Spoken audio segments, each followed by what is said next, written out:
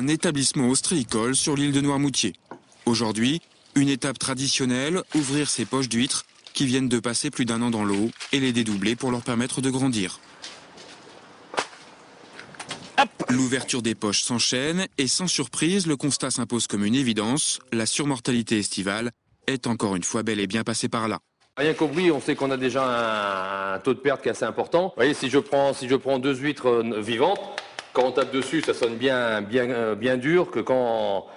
Vous voyez, là on a bien le bruit de coquille. Donc depuis novembre l'année dernière à novembre cette année, on peut arriver à plus de 20 tonnes d'huîtres. Vu que nous on fait que du détail, on vend quand même déjà nos huîtres à un bon prix, on fait pas de gros, donc on est quand même à une moyenne de 4 € le kilo en vente. Donc on va dire, voilà, on est à plus de 60 000 € de perte. Lutter contre la surmortalité, c'est précisément l'objectif de ce laboratoire de sélection créé il y a 1 an par 4 acteurs de la filière. 4 écloseries qui se sont associées pour donner naissance à la sélection française conchilicole.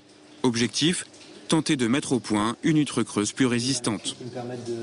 Une fois qu'elles sortiront de cette écloserie, elles vont être mises sur l'estran l'été prochain afin de subir une épreuve et de vérifier laquelle de ces familles va survivre suffisamment au problème de mortalité estivale.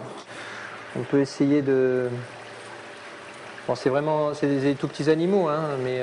Bref, les huîtres se reproduisent, la résistance de leur progéniture est testée en milieu naturel et celles qui survivent pourront à nouveau être croisées. Le tout en évitant la consanguinité, d'où le grand nombre de familles. L'idée dans SFC, c'est de partir sur environ 500 familles sur 2 ans. Ces 500 familles vont pouvoir nous permettre de garder un maximum de variabilité génétique afin d'éviter un maximum de consanguinité. Un travail de longue haleine donc, avec une sélection basée sur l'observation. Aucune manipulation génétique, il s'agit juste d'isoler les huîtres les plus résistantes et d'accélérer la sélection naturelle par des croisements définis scientifiquement.